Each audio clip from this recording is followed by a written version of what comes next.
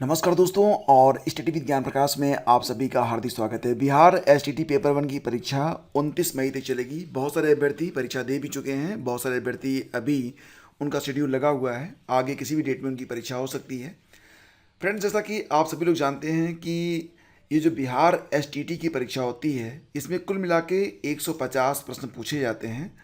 और अगर हम बात करें इन 150 प्रश्नों में, तो कुल मिला के दो पार्ट होते हैं। एक पार्ट होता है जिसमें 100 प्रश्न आपके विषय पर आधारित होते हैं और दूसरा पार्ट उसमें 50 प्रश्न होते हैं। और इन 50 प्रश्नों में अगर देखें तो आर्ट ऑफ टीचिंग से संबंधित कुल मिला के 30 प्रश्न पूछे जाते हैं और इन 30 प्रश्नों में लोग 25 से लेकर 29 नंबर तक सही करके आ रहे हैं। तो यानी कि ये एक सरल टॉपिक है। अगर इसकी आप एक अच्छे से प्रैक्टिस कर लें तो डेफिनेटली आपका जो स्कोर होगा वो औरों से बहुत ज़्यादा हो सकता है।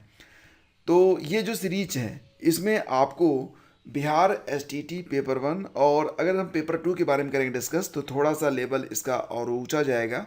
लेकिन फिलहाल इन 30 प्रश्नों में जो प्रश्न पूछे जाते हैं, यानी कि टाइप्स ऑफ क्वेश्चंस जो अब तक पूछे गए हैं, उन्हीं पर आधारित कुछ प्रैक्टिस सेट लेकर मैं आया हूँ। और ये बहुत ही ज़रूरी है कि आप अगर एसटीटी का पेपर दे रहे हैं तो आप ये प्रैक्टिस सेट लगा कर ही जाएं, क्योंकि इससे आपको डायरेक्टली क्वेश्चन एग्जाम में देखने को मिलेंगे। ठीक है, तो फ्रेंड्स, अगर हम बात करें कि आर्ट ऑफ टीचिंग यानी कि शिक्षण कला में क्या क्या होता है, इसका जो सिलेबस है उसमें क्या है, तो टीचिंग एंड लर्निंग है, teaching objective and instructional objective, teaching methods, lesson plan और माइक्रो टीचिंग। खैर, सिलेबस तो हम ऑलरेडी जान चुके हैं, परीक्षाएं चल रही हैं, तो इस पर बहुत लंबा डिस्कशन हम नहीं करेंगे। मैं बस सार संक्षेप में आपको बातें यहाँ पर बताना चाहता हूँ। डायरेक्टली आते हैं उन क्वेश्चंस पर जैसे प्रश्न एग्ज़ाम में पूछे जा रहे हैं। तो यहाँ पर कुछ प्रश्न हैं आपके सामने, इनका आंसर देने का आप प्रयास करें और इससे आपका जो स्कोर होगा वो तो थोड़ा और अच्छा होगा ही, लेकिन आपको एक आइडिया लग जाएगा कि जब एग्ज़ाम होगा तो कैसे प्रश्न आपको वहाँ पर फेस करने हैं। बिल्कुल आप मान के चलिए कि ऐसे ही प्रश्न या फिर यही प्रश्न आपको देखने को मिल सकते हैं। तो पहला क्वेश्चन देखिए, इनमें एक शिक्षण प्रविधि नहीं है। अब देखो यहाँ पर एक बात ध्यान से समझो कि एक होती है शिक्षण विधि और एक होती है शिक्षण प्रविधि। ठीक है, तो दोनों में थोड़ा सा बेसिक अंतर है, उसको भी आप समझो। शिक्षण विधियाँ अलग होती हैं और उन विधियों के अंतर्गत जो प्रक्रियात्मक विधियाँ अपनाई जाती हैं उनको प्रविधि कहते हैं। तो थोड़ा सा आप लोग समझ रहे होंगे इसके बारे में। तो क्योंकि वीडियो बहुत लंबा होना नहीं चाहिए, क्योंकि मुझे पता है कि लेंथ देखकर बहुत सारे लोग वीडियो ओपन ही नहीं करते हैं, तो वीडियो को शार्ट ही रखूँगा। और हाँ, कुछ इंपॉर्टेंट टॉपिक्स मैं आप लोगों को बताऊँगा, तो उस पर आप लोग फोकस कीजिएगा।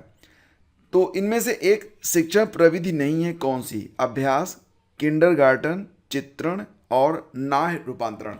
इंग्लिश में कहेंगे practice, kindergarten, illustration and non conversion. तो फ्रेंड्स, यहाँ पर आप आंसर देने का प्रयास करें कि कौन सी एक शिक्षण प्रविधि नहीं है।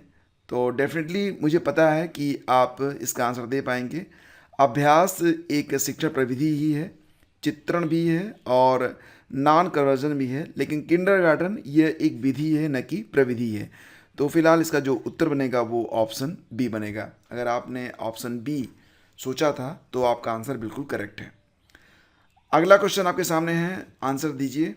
और देखो, कोई भी प्रश्न जब आपके सामने आए तो जल्दबाजी में आंसर मत करें, 5 सेकंड सोचें, स्थिर भाव से सोचें, आपको आंसर स्पष्ट दिख जाएगा। जल्दबाजी करेंगे तो आंसर नहीं मिलेगा, लेकिन शांत भाव से सोचेंगे तो आंसर आपको दिख जाएगा। इसमें प्रश्न है कि क्लासिकल कंडीशनिंग, आपने पढ़ा होगा पाउलो के बारे में, और पाउलो ने एक प्रयोग किया था।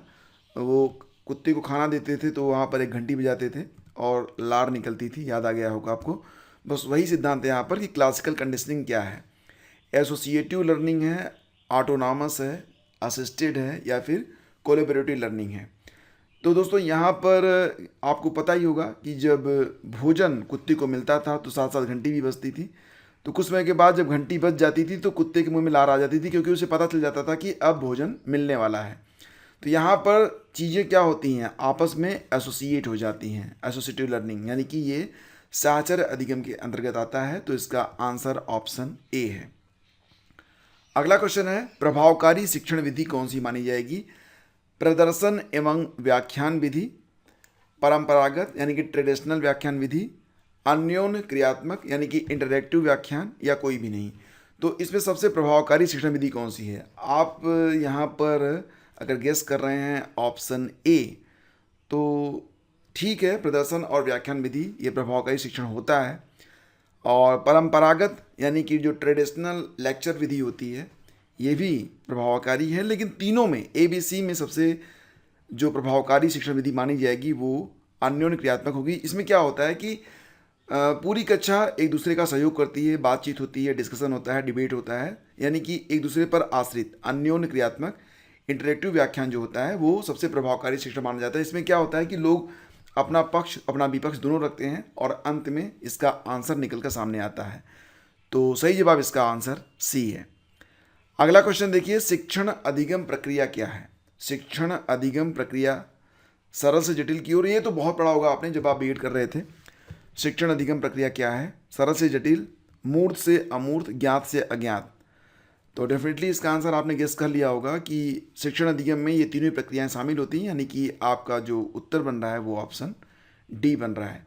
अगला क्वेश्चन देखिए, इनमें से कौन सा कारक शिक्षण अधिगम को प्रभावित नहीं करता है? देखो कई बार जल्दबाजी में ना हम नहीं पर फोकस नहीं करते हैं, आधा प्रश्न पढ़ते हैं और आंसर दे देते हैं, फिर दिक्कत हो जाती है।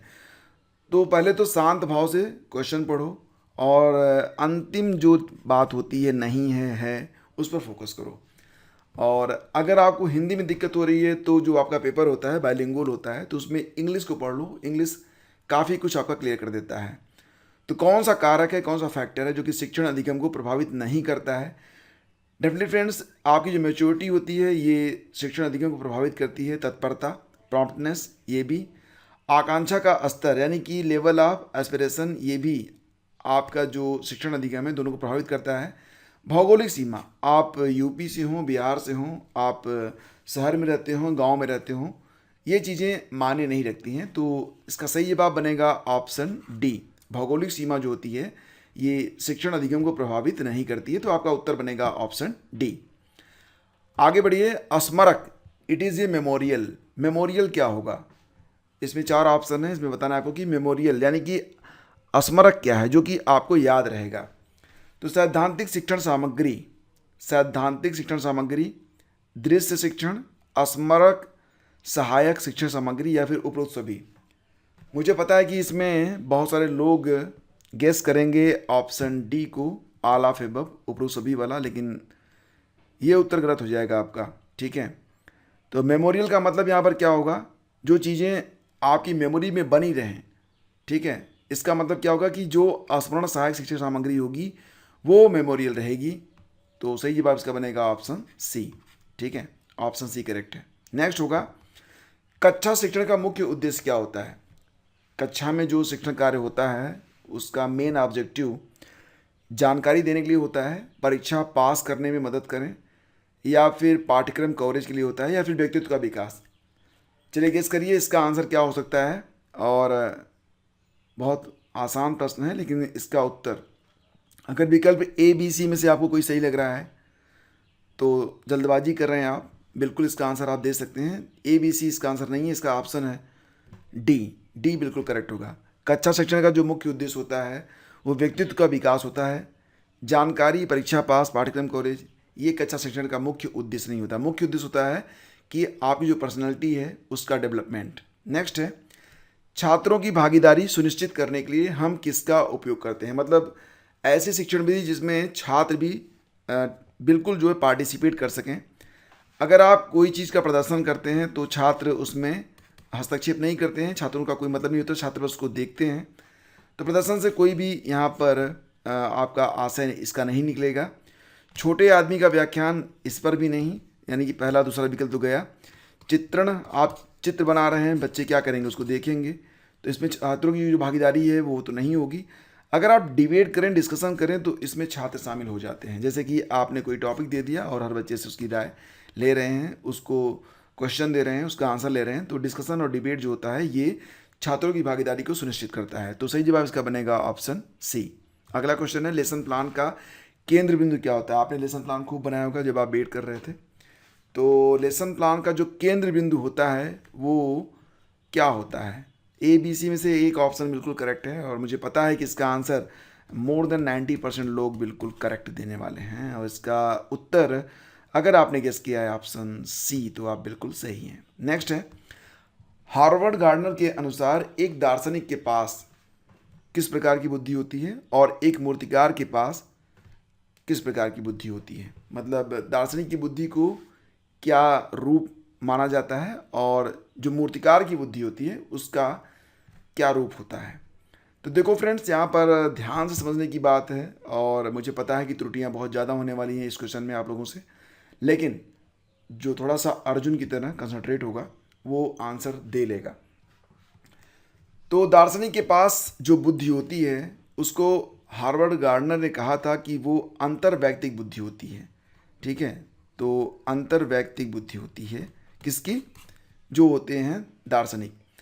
और यहाँ पर जो मूर्तिकार होता है, जैसे कि जब आप मूर्ति बनाते हैं तो उसको पता होता है कि आंखें कहाँ होंगी, नाक कहाँ होगा, मुंह कहाँ होगा, गला कहाँ होगा। खैर इससे मत जाना, मैं कोई बहुत अच्छा चित्रकार नहीं हूँ, लेकिन एक स्थानिक ज्ञान होता है मूर्तिकार के पास, तभी तो मूर्ति बना पाता है वो। तो यहाँ पर दार्शनिक वाला अंतर्वैयक्तिक हो जाएगा और मूर्तिकार वाला स्थानिक, यानी कि आपका उत्तर बनेगा ऑप्शन डी। तो ऑप्शन डी करेक्ट है। सूक्ष्म शिक्षण माइक्रो टीचिंग अधिक प्रभावशाली है कब? तो हमेशा फॉरएवर नहीं, शिक्षण अभ्यास के बाद कोई मतलब ही नहीं रहता, शिक्षण अभ्यास की तैयारी के दौरान कोई मतलब नहीं, दौरान, यानी कि विकल्प यहाँ पर सही है ऑप्शन सी, ये बिल्कुल करेक्ट होगा। माइक्रो टीचिंग अधिक प्रभावशाली होता है शिक्षण अभ्यास के दौरान। वैज्ञानिक दृष्टिकोण वाले व्यक्ति की कौन सी विशेषता होती है? वैज्ञानिक दृष्टिकोण वाले व्यक्ति की कौन सी विशेषता है? संक्षिप्ततावाद, निष्पक्षतावाद, साहसिक काम या फिर तीव्र स्मृति। अब देखो बात क्या हो रही है, जो साइंटिफिक अप्रोच रखने वाले व्यक्ति होते हैं, साइंटिफिक अप्रोच वाले जो पर्सनालिटी होती हैं, उनकी विशेषता क्या होती है? संक्षिप्तता तो नहीं होगी, साहसिक काम तो कोई भी कर सकता है, जरूरी नहीं कि वो वैज्ञानिक ही हो, तीव्र स्मृति तो किसी की भी हो सकती है। तो मतलब यहाँ पर होगा ऑब्जेक्टिवनेस, निष्पक्षता, यानी कि ऐसे व्यक्ति जो कि बिना बायस्ड हुए जो सत्य होता है बस उसी की बात करते हैं, जो फैक्ट होता है, तो उसको कहेंगे ऑब्जेक्टिवनेस, यानी कि निष्पक्षतावाद। तो सही जवाब बनेगा यहाँ पर ऑप्शन बी। निम्नलिखित में शिक्षक की विफलता के कौन से महत्वपूर्ण कारक है? अगर कोई शिक्षक विफल हो रहा है तो इसका मतलब है कि जो छात्र और शिक्षक के बीच पारस्परिक संबंध है, या फिर जो मौखिक क्षमता है, या विषय के ज्ञान पर पकड़ का अभाव, इनमें से कोई नहीं।